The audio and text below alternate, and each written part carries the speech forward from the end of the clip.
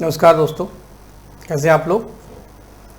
आज अशोक आंदोलन के बाद की जो परिस्थितियाँ हैं उनको देखना है और उसी के आगे आज़ादी के ट्रैक को और आगे बढ़ाना है। पिछले क्लास में हमने देखा था अशोक आंदोलन नॉन कॉपरेशन मूवमेंट एक अच्छा आंदोलन गांधी जी का था, लेकिन अचानक कुछ ऐसी दिक्कतें आ गईं, कुछ ऐसी घटनाएँ घटी जिससे आंदोलन चलते चलते रुक गया, ठहर सा गया, थम सा गया। एक जीता जिताया मैच जिसको लग रहा था हम जीतेंगे, कुछ गलत शॉट पर हम मैच गवा बैठे। एक ऐसी यात्रा जिसमें हमें लगा कि हम समय से मंजिल पे पहुंच जाएंगे, आज़ादी का स्वाद चखेंगे, लेकिन अचानक कुछ इवेंट ऐसे हुए कि आंदोलन ठहर गया, रुक गया, थम गया। क्या वजह है? इसका मेन रीजन माना जाता है चौरी चौरा 5 फरवरी 1922, जिसके परिणाम स्वरूप 12 फरवरी 1922 को बारदोली में एक मीटिंग होती है। उसी में गांधी जी ये तय करते हैं कि आंदोलन अब नहीं होगा। उसके लिए वो नैतिक जिम्मेदारी लेते हैं और अरेस्ट हो जाते हैं। आंदोलन क्योंकि बड़े स्तर पर था तो उसका इफेक्ट है, जो प्रभाव है, जो प्रतिक्रिया है, वो भी उसी लेवल की थी। अचानक गांधी जी का आंदोलन रोकना बिल्कुल वैसे था जैसे आप किसी बस में बैठे हों, बस खचाखच भरी हो, लाने वाली हो, अचानक ड्राइवर गाड़ी रोक दे, ब्रेक लगाए, निकल जाए। सवारी पर क्या बीतेगी, जिसको लगा कि अब तो हम आ ही गए हैं, मंजिल भी नज़दीक है, हम सपने भी देखने लगे। कि गांधी ने अशोक आंदोलन में ये सपना दिखाया था कि आज़ादी 1 वर्ष के अंदर प्राप्त, इंडिपेंडेंस अंडर 1 ईयर। यदि इसी तरीके से चलते रहे, यहाँ यह भी शर्त है, बिना किसी खून खराबे के, तो सब कुछ बिल्कुल वैसे जैसे हम फाइनल मैच हार जाते हैं और सब कुछ हाथ से आते हुए रेत की तरह बिखर जाता है। यही हुआ। सुभाष चंद्र बोस ने ये तक कहा कि कश्मीर में आग लगे तो कन्याकुमारी को सजा क्यों मिले, अगर चोट हाथ में लगी है तो दवाई पैर को क्यों लगे, और जिसकी सज़ा है उसको सज़ा मिले जिसने किया है। लेकिन जो आम आदमी जो इस आंदोलन से जुड़ा है उसमें इसकी क्या गलती है। तो अचानक आंदोलन बंद करने से जो प्रतिक्रिया है उसके परिणाम स्वरूप अशोक आंदोलन 3 चरणों में बिखर गया। जो युवा थे, जो यूथ था, जो 1917 में महात्मा गांधी के आने के बाद बंदूक की राजनीति छोड़ दिया था, कि भारत में जो क्रांतिकारी आंदोलन हुए वो 1917 में लगभग समाप्त हो गए थे। फिर गांधी जी ने 17, 18, 19, 20, 21, 22 इतने साल अपनी गांधीगिरी की बिना किसी खून खराबे के। तो जो यूथ था उसको गांधी पर एक फैद, एक भरोसा, एक विश्वास हो गया कि गांधी जी का तरीका शायद अच्छा है, बिना कोई जोखिम के हम अपनी बात अंग्रेज़ों तक पहुंचा सकते हैं। और इसीलिए कई युवा, चाहे वो सूर्य कुमार सेन हो या कई से नाम हैं जो इतिहास में गुम हो गए, उन्होंने गांधी जी का तरीका अपनाया। लेकिन अचानक आंदोलन बंद करने से उनका जो फेथ था वो क्लोज हुआ। उन्होंने अपनी उसी बंदूक पर भरोसा किया क्योंकि वो धोखा नहीं देती। तो यहाँ से उत्तर भारत के क्रांतिकारी आंदोलन या दूसरे दौर के क्रांतिकारी आंदोलन प्रारंभ होते हैं। क्वेश्चन कई बार पूछा भी गया कि भारत में दूसरे दौर के यानी सेकेंड क्रांतिकारी आंदोलन क्यों शुरू हुए, what is the reason for opening second stage revolutionary movement. तो उसका एक ही रीजन है, गांधी जी का अचानक अशोक आंदोलन बंद कर देना। तो ये क्रांतिकारी आंदोलन कब हुए, कैसे हुए, ये हम आपको आगे पढ़ाएंगे। अभी गांधी युग चल रहा है तो इसमें आप पढ़ेंगे काकोरी कांड। अब बच्चे ट्रैक पे आ गए थे, गांधी जी हाशिए पे आ गए थे, तो उन्होंने वो सब किया जो उन्हें करना था। कोई रोकने वाला नहीं था, कोई टोकने वाला नहीं था, क्योंकि अब वो मेन हाईवे पर खेल रहे थे। काकोरी कांड के बाद फिर सांडर्स मर्डर जैसी घटनाएँ घटती गईं। फिर गांधी जी 1930 में राजनीतिक पिच पर दोबारा आते हैं सेकेंड इनिंग के साथ। उस घटना का नाम है दांडी मार्च। और इन 8 सालों में ज़बरदस्त धूम धड़ाका हुआ।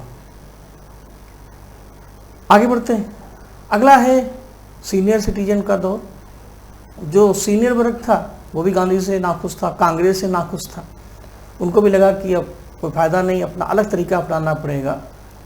तो यहाँ से स्वराज पार्टी का उदय होता है। मैंने पिछले क्लास में बताया था, जिनको चेंजर्स, परिवर्तनवादी बोल गए थे। क्योंकि ये विधान परिषद में प्रवेश करना चाहते थे, कांग्रेस ने इसका विरोध किया, इसलिए ये कांग्रेस से अलग हो गए, अपनी पार्टी बनाई स्वराज पार्टी, जहाँ से हम आज शुरू करेंगे। और बाकी कुछ ऐसे भी थे जो ऐसे बुरे वक्त में भी गांधी जी के साथ थे, उनके सिद्धांतों का समर्थन करते थे। उनको हम अपरिवर्तनवादी, इंग्लिश में नो चेंजर्स या गांधीवादी कह सकते हैं। तो कुल मिलाकर के इतना सब समझाने के पीछे एक ही वजह है, क्योंकि जो इवेंट्स हैं, जो घटनाएं हैं, वो अगर पता है तो हम क्रम भी याद रखेंगे और जो थीम है वो भी याद रखेंगे। तो हम शुरू करते हैं आज की पारी अपनी भी। असहयोग जो आंदोलन है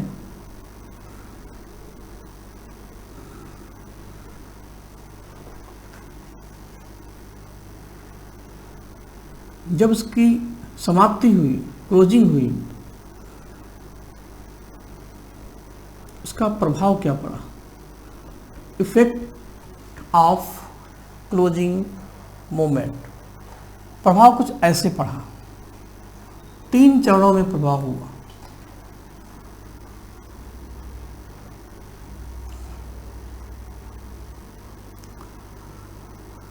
दूसरे,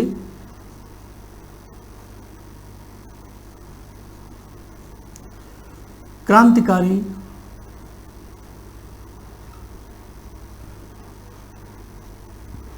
आंदोलनों का प्रारंभ जो उत्तर भारत में हुए, और ये आंदोलन 1922 से 1930 तक आपको मिलेंगे। इसी दौर में 2 पार्टी आपको मिलेंगी। 1924 में कानपुर में बनी थी HRA, हिंदुस्तान रिपब्लिकन एसोसिएशन, जिसके संस्थापक थे सचिन नाथ सान्याल और राम प्रसाद बिस्मिल। इस संगठन की जो मेन इवेंट है, जो घटना है, वो है काकोरी कांड। काकोरी कांड में 4 लोगों को फांसी हुई, चंद्रशेखर आज़ाद फरार हो गए, अपने नाम आज़ाद के अनुरूप हमेशा आज़ादी रहे।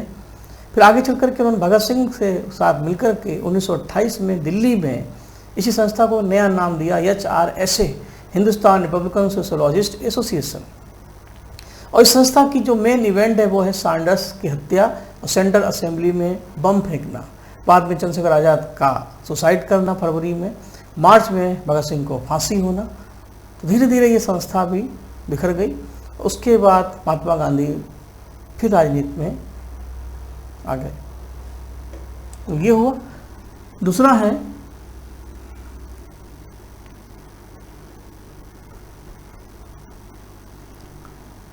अपरिवर्तनवादी समूह, जिसको इंग्लिश में नो चेंजर्स ग्रुप बोलेंगे,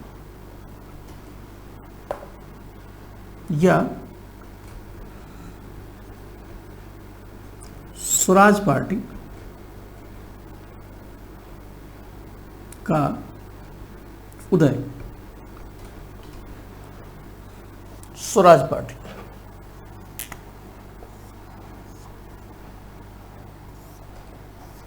क्योंकि इसी को हम स्वराज पार्टी कहते हैं। यही से हम अपनी बात शुरू करेंगे।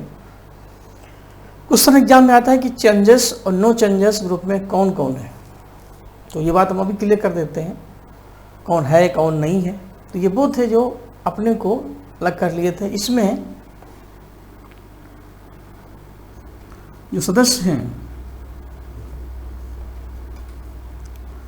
उसमें पहला नाम है मोतीलाल नेहरू,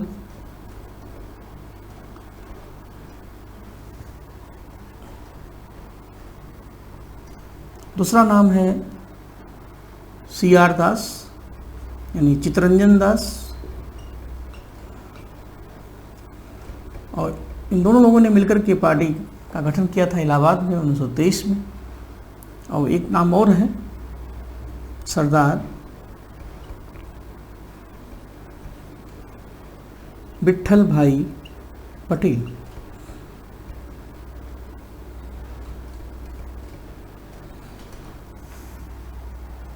ठीक, ये स्वराज पार्टी के मेन पिलर या फाउंडर है। अब आते हैं अगले सेक्शन पर। ये गलती में हो गई हमसे, यहाँ आ हटेगा, यहाँ नो हटेगा। ये चेंजेस ग्रुप है, ठीक, ये चेंजेस ग्रुप है जिसको स्वराजवादी ग्रुप कहते हैं। और अब हो जाएगा नो चेंजर्स।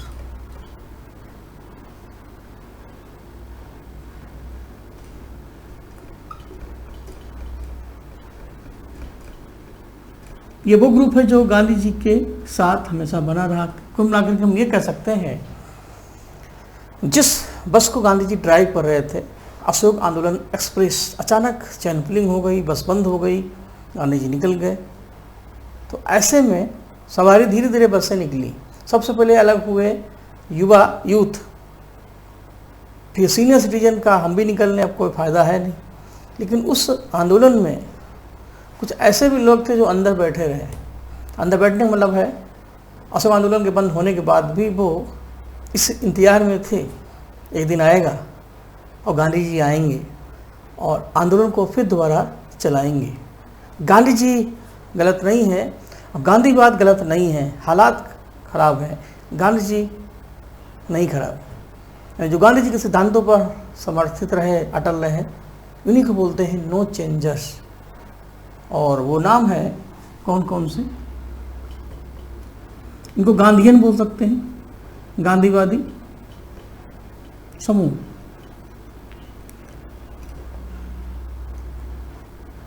और इसमें 3 नाम सबसे खास हैं, डॉक्टर राजेंद्र प्रसाद,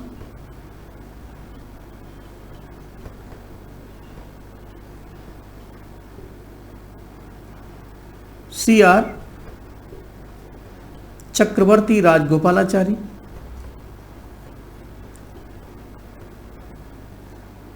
राजगोपालाचारी,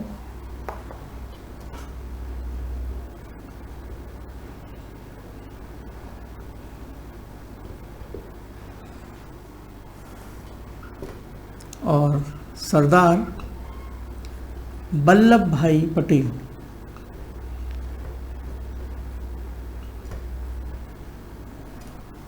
यहाँ विट्ठल भाई पटेल, वहाँ वल्लभ भाई पटेल। जी आपका नो चेंजर्स ग्रुप है। तो यहाँ पर जो क्वेश्चन बनेंगे, क्योंकि ऑप्शन में 4 होते हैं, 3 के हमने सेट 2 बना दिए। कौन चेंजर्स ग्रुप है, कौन नो चेंजर्स ग्रुप है, कौन है या नहीं है। एक क्वेश्चन इससे भोले भटके पूछ लिया जाता है। क्योंकि नो चेंजर्स आगे बताना नहीं है, इसलिए ज़रूरी था उसको चेंजर्स के साथ पेस्ट कर दें। अब ये चूँकि आगे पढ़ना है, जब पहले दौर के क्रांतिकारी आंदोलन पढ़ेंगे, फिर दूसरे दौर, पहले दौर के क्रांतिकारी आंदोलन 1897 से 1917 तक चले थे। फिर महात्मा गांधी की राजनीति शुरू हो गई। 1922 से गांधी जी जब राजनीति से बाहर हो गए तो फिर ये लोग आ गए, और उसके बाद 1930 तक आते आते इनकी राजनीति खत्म हो गई। भगत सिंह जेल में जा चुके थे। इधर नमक का मुद्दा था, नमक तो एक बहाना था, गांधी जी को दोबारा आना था। तो फिर गांधी जी आ गए, उसके बाद ना कोई क्रांति बची, ना कोई क्रांतिकारी। और 47 तक गांधी जी और उनके समर्थक धीरे धीरे आज़ादी की ओर बढ़ते रहे। तो इसी दौर में जो घटनाएं घटी, तो दोनों दौर एक साथ पढ़ेंगे। तो अब हम यहाँ से शुरू कर सकते हैं अगला ट्रैक। अगला ट्रैक यही अशोक आंदोलन के जस्ट बाद जो हमें नई इवेंट मिलेगी, वो है स्वराज पार्टी का गठन। हालांकि इसको तुरंत शुरू कर सकते थे, लेकिन ये सारी चीज़ें अगर समझ लेंगे तो कभी कभी कॉन्सेप्ट से भी क्वेश्चन आ जाते हैं। आपकी समझ कितनी है विषय में, फैक्ट्स तो कोई भी याद कर सकता है, उसको कितना टाइम लगता है, स्वराज पार्टी 23, स्वराज पार्टी 23। लेकिन आजकल जिस तरीके से कंपटीशन बढ़ रही है, पेपर भी नए नए तरीके से आ रहे हैं, कॉन्सेप्टुअल पेपर आ रहे हैं, जिसमें आपके समझ की भी परीक्षा है। तो इस आधार पर थोड़ा सा जड़ों पर भी पानी डालें और चीज़ें बनती भी रहें और दिखती भी रहें। तो डालिए अगली हेडिंग, स्वराज पार्टी का गठन या स्वराज पार्टी की स्थापना या स्वराज पार्टी का उदय, फॉर्मेशन ऑफ स्वराज पार्टी। तब तक हम इसको क्लियर कर दें।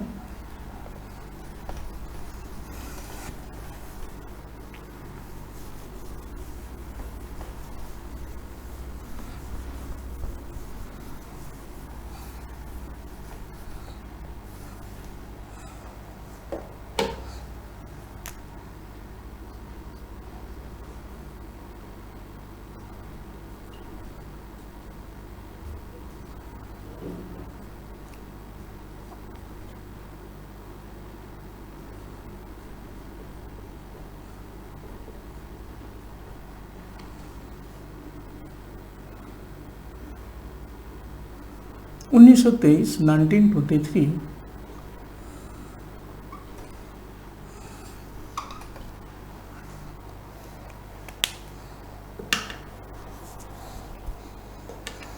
और क्यों हुई, ऐसा जो पॉइंट बन सकते हैं, छोटा सा सेक्शन है और 7-8 क्वेश्चन इसमें बनेंगे, तो समय नालाश करते हुए हम सीधे टॉपिक पे चलते हैं।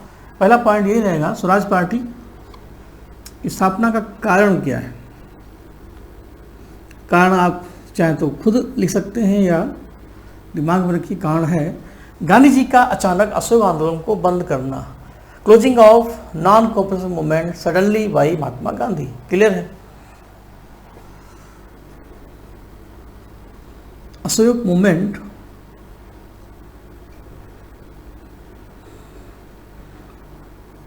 का अचानक बंद होना। देखिए इसमें क्या है, जब क्लास आप 100% अचीवमेंट तब आप पा पाएंगे जब आप पेन कॉपी लेकर के साथ साथ काम करेंगे। और खाली लीड लगा के सुनेंगे वीडियो तो सुनने में तो अच्छा लगेगा, जब हम लिखेंगे हो सकता है उस समय आप बोर हो, आप फास्ट फॉरवर्ड करेंगे क्योंकि आप कुछ फिजिकल एक्टिविटी नहीं कर रहे। सुनी हुई चीज़ें याद रहती हैं, लेकिन जब आप लिख के सुनते हैं तो और आसान।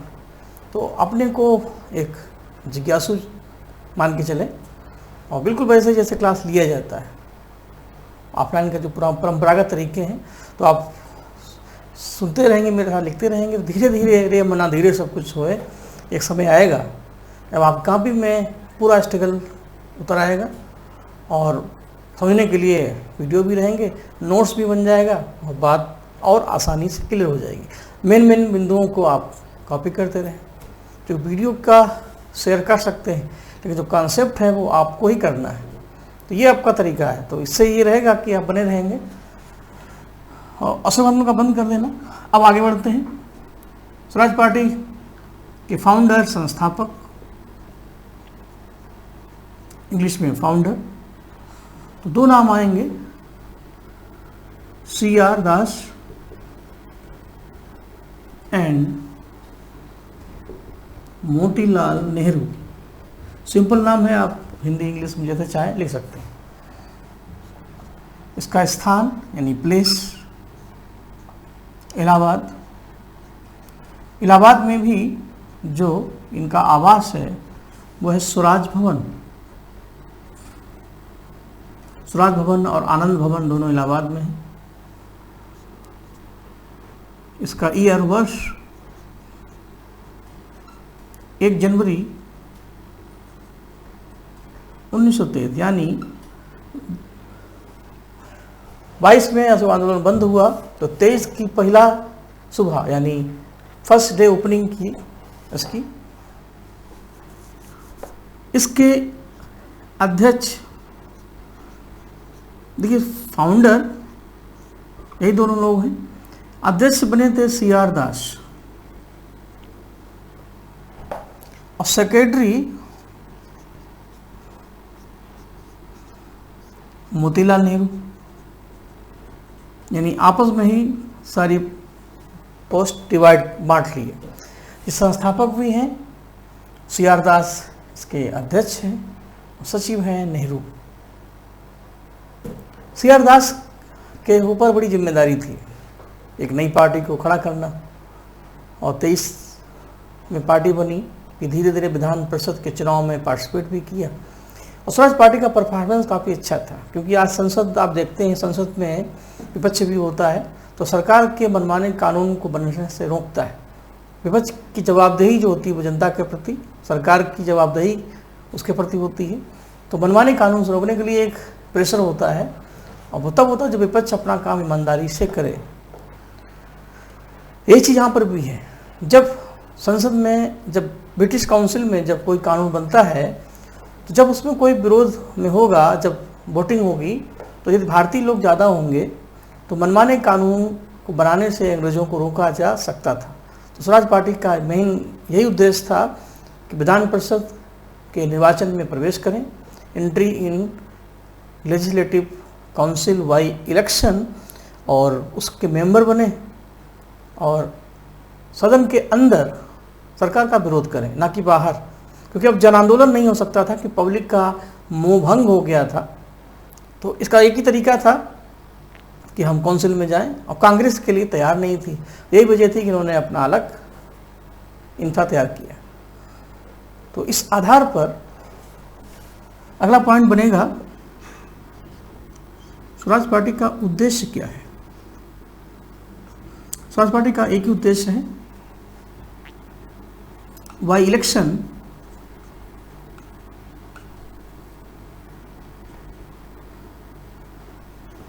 Entry in legislative council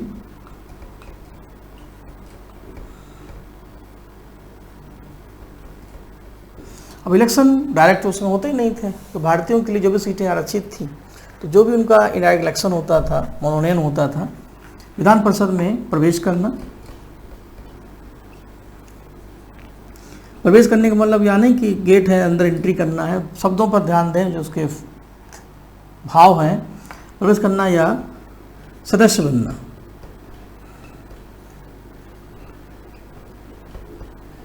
membership in legislative council, ये इनका उद्देश्य था, और इसी आधार पर यह हुआ। अब केंद्रीय विधान परिषद भी थी, प्रांतीय विधान परिषद भी थी, तो स्वराज पार्टी दोनों में थी। तो पहले भारतीय जो सेंट्रल लेजिस्लेटिव असेंबली के मेंबर बने, अब वो भी स्वराज पार्टी के थे, वो हैं विट्ठल भाई पटेल। क्वेश्चन कई बार पूछा गया, पहला भारतीय जो केंद्रीय विधान परिषद का सदस्य बना, तो स्वराज पार्टी के विट्ठल भाई पटेल। तो इसी में मैं जोड़ देता हूँ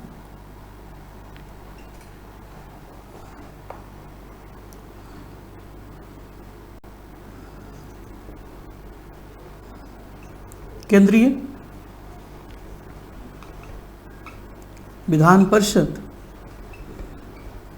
में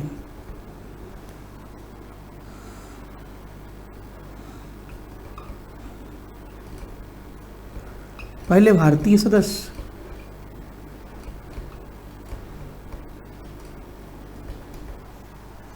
जो इस सिस्टम से बने थे स्वराज पार्टी के माध्यम से, वो नाम मैंने पहले ही बता दिया था, बस वल्लभ भाई नहीं रखना है, विट्ठल भाई रखना है।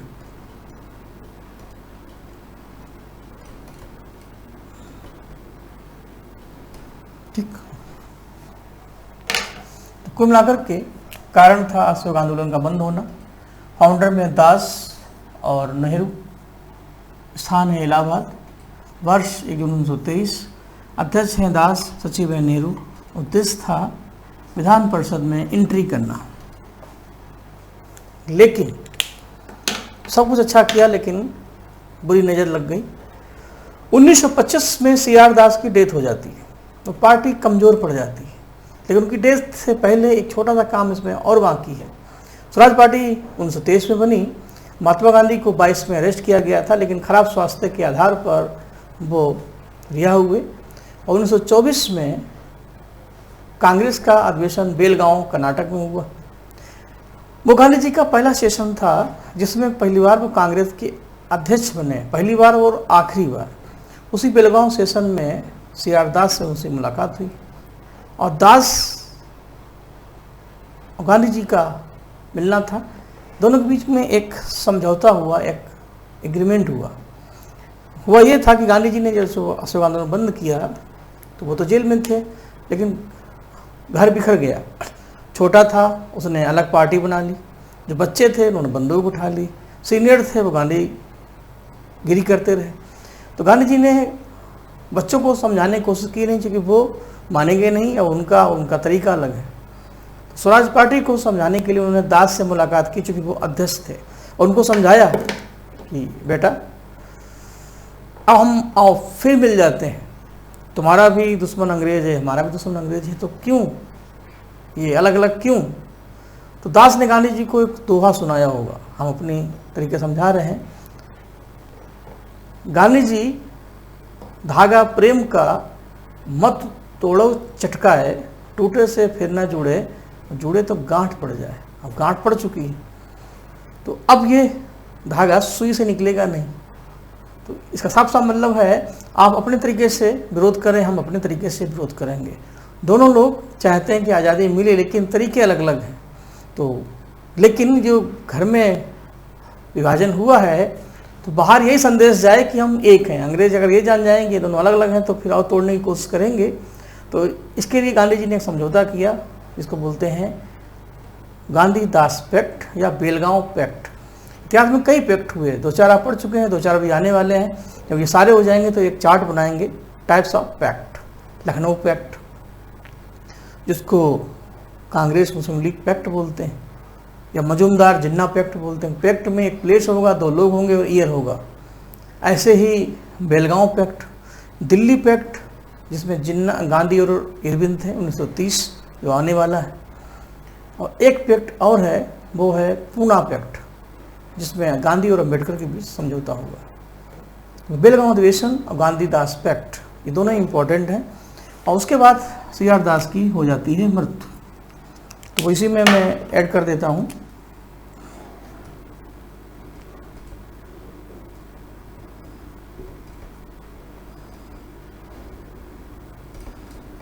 ठीक। कभी कभी पूछ लिया जाता है, कुछ लीडर्स होते हैं उनका क्रम निधन तिलक की डेथ 1920 में हुई, तो CR दास की 25 में हो गई। तो इस आधार पर ठीक। और स्वराज पार्टी से एक काम बाकी है, दास पैक्ट, बेलगांव सेशन, जो कि वो इसी से संबंधित है। कुछ चीज़ें अलग अलग हैं, लेकिन अगर उनको एक घटना के अंदर पिरोया जाए तो बिखरी हुई चीज़ें एक सेकेंड्स में आ जाएंगी। तो हम इसका हटा देते हैं। मेरे हिसाब से आपने को लिख भी लिया होगा, समझ भी लिया होगा। अब आगे बढ़ते हैं।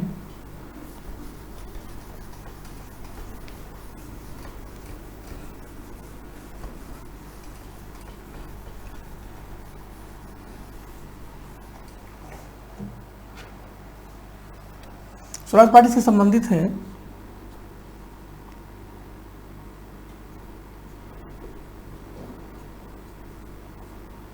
गांधी-दास समझौता।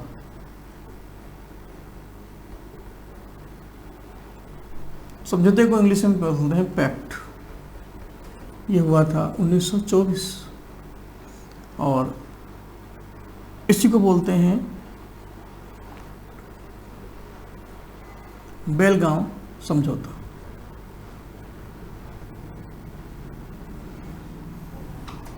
इस समझौते में कुछ लिखवाना नहीं है, लेकिन बताना है कि बेलगांव समझौता किसके किसके बीच हुआ था। तो गांधी और दास कब हुआ था 1924, और क्यों हुआ था वो आपको क्लियर है। और बाकी जो समझौते हैं, लखनऊ समझौता, बेलगांव समझौता, पूना समझौता और दिल्ली समझौता, इनका एक चार्ट बनाएंगे और ये आसानी से आपके तैयार हो जाएंगे। अब आते हैं कांग्रेस का बेलगांव सेशन।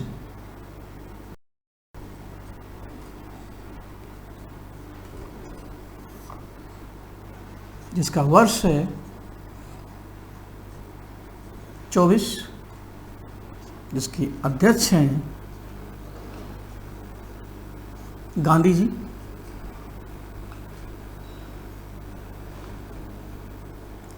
अशोक आंदोलन के बाद गांधी जी किस अधिवेशन में कांग्रेस के अध्यक्ष बने।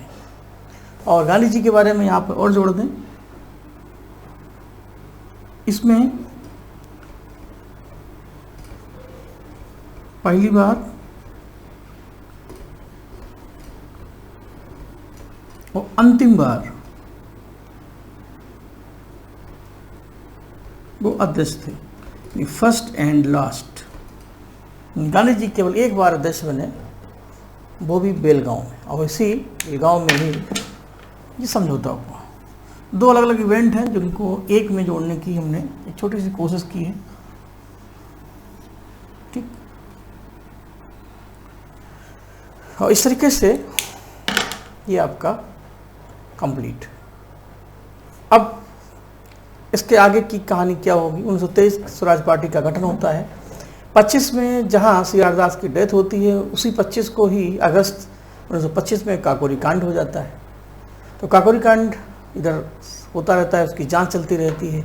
इसी बीच भारत में अधिनियम 1919 की जांच के लिए एक दल, ब्रिटिश दल भारत में आने की तैयारी करता है, जिसका नाम है साइमन कमीशन। क्योंकि अंग्रेजों ने भारत में जो भी कानून बनाया है तो समय के अनुसार उसमें परिवर्तन भी किए। जैसे 1909 का मिंटो मार्ले एक्ट, फिर 9 में 10 जोड़ दो तो 19 बन जाता है, तो मांटेगू चेम्सफोर्ड एक्ट, 10 में और जोड़ दो 29 में तो 29 हो जाता है। तो अगला एक्ट 1929 आने वाला था। उसके लिए साइमन कमीशन भारत में 28 में आया था और उसने सोचा कि भारत में आएंगे, 1919 के एक्ट की जांच करेंगे, भारतीय लोगों की अब कौन कौन सी डिमांड है। 1919 का एक्ट जब हटाना है तो नया जो लाना है उसमें क्या जोड़ना है, क्या हटाना है। तो एक नए कानून के लिए माहौल बनाने के लिए और पुराने कानून को रिमूव करने के लिए ये दल भारत में आया था। और अगर सब कुछ सही रहता तो शायद अगला कानून 29 में ही बनता, लेकिन साइमन कमीशन का जो हाल हुआ भारत में, हमने उसको भगाया और फिर दोबारा आया, फिर भगाया। यानी साइमन कमीशन भारत में 2 बार आया। फिर भी उसने अपनी रिपोर्ट बनाई और वो रिपोर्ट लंदन के गोलमेज सम्मेलन में प्रेजेंट की, राउंड टेबल कॉन्फ्रेंस में। और साइमन कमीशन की रिपोर्ट के आधार पर 1919 की एक्ट की जो समीक्षा की गई थी, उसी के आधार पर एक नया एक्ट बनता है, अधिनियम 1935। यानी क्वेश्चन यहाँ पर यह है कि साइमन कमीशन भारत में किस अधिनियम की जांच के लिए आया था, 1919। लंदन में होने वाले गोलमेज सम्मेलन किस रिपोर्ट पर आधारित थे, साइमन कमीशन की रिपोर्ट। और साइमन कमीशन की रिपोर्ट 19 की जांच के लिए थी। तो ले देकर के साइमन कमीशन आगे भी रहेगा, घटनाएं एक दूसरे से जुड़ी हुई हैं।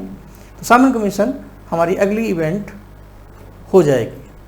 तो अगली इवेंट में चूँकि शुरू करेंगे, समय लगेगा, तो टाइम लगभग हो गया है। पैक्ट की रही बात, तो पैक्ट हम आगे पढ़ाई देंगे। अभी 1930 में आप जब पढ़ेंगे, लखनऊ पैक्ट हो ही चुका है, अब बचता है आपका दिल्ली पैक्ट और पुणे पैक्ट। तो तभी कर लेंगे, ज़्यादा अच्छा रहेगा। लेकिन सुनते रहिए, ज़्यादा अच्छा। Lucknow pact 16, Belgaum pact 24, Delhi pact 30 और पुणे पैक्ट 32। आप सपोज करिए कि चारों आ जाएं, मान लीजिए पेपर हम बनाएं और बनाते भी हैं, इन चारों को दे दिया जाए। और अगर आप पीसीएस की तैयारी कर रहे हैं, आरओ की तैयारी कर रहे हैं, अच्छे लेवल के एग्जाम में जब जाएंगे, वो डायरेक्ट छोटे छोटे एग्जाम में जैसे लेखपाल इनकी सबकी तैयारी कर रहे हैं, तब तो क्वेश्चन सीधे ही आएंगे। लेकिन ऐसा नहीं कि लेखपाल के एग्जाम में क्वेश्चन हलवा आते हैं। अब कंपटीशन टफ है, तो ऐसे भी प्रश्न आ सकते हैं, बस आप अपने दिमाग में रखिए। मेरा प्रश्न यही है, निम्नलिखित समझौतों पर ध्यान दीजिए, इतिहास में इनका सही क्रम क्या होगा। और एक Belgaum pact, Pune pact, Delhi pact, Lucknow pact, आपका समय शुरू होता है। अब जो रट्टा मारू है उनके लिए दिक्कत, लेकिन आप समझ के विषय को समझेंगे तो बहुत आसान। आपको पता है सबसे पहले लखनऊ पैक्ट हुआ था जब यूनिवर्सेंट थी, उसके बाद फिर गांधी जी को जेल हुई थी, बाहर निकले थे, तो फिर बेलगांव में, अच्छा याद आ गया, उनका हुआ था। फिर आगे आप पढ़ेंगे, अभी अधूरी कहानी है, फिर मिलके पूरी करेंगे अधूरी दास्तां।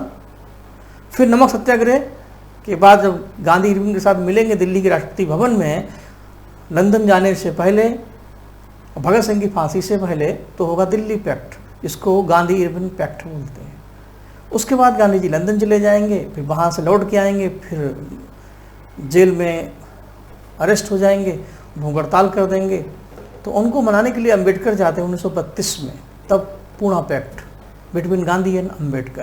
तो ये क्रम होगा, यानी जो 4 सिटी हैं, सबसे पहले लखनऊ आएगा, फिर बेलगांव आएगा, फिर दिल्ली आएगा, फिर पुणे आएगा। ये चीज़ें छोटी छोटी हैं, इतिहास में बहुत कुछ सीखने को है। हर विषय की अपनी एक गरिमा है, महत्व है, इम्पोर्टेंस है, वैल्यू है। आप उसको उतना ही रिस्पेक्ट करें जैसे आप लोगों का करते हैं, तो ये भी उतना ही आपको देगा, क्योंकि हर विषय में सजीवता है, जीवंतता है, ऐतिहासिकता तो है ही। इन्हीं सारी बातों के साथ अगली क्लास में मिलेंगे। The visit of Simon commission in India, Bharat में साइमन कमीशन की यात्रा। नमस्कार, जय हिंद, जय भारत।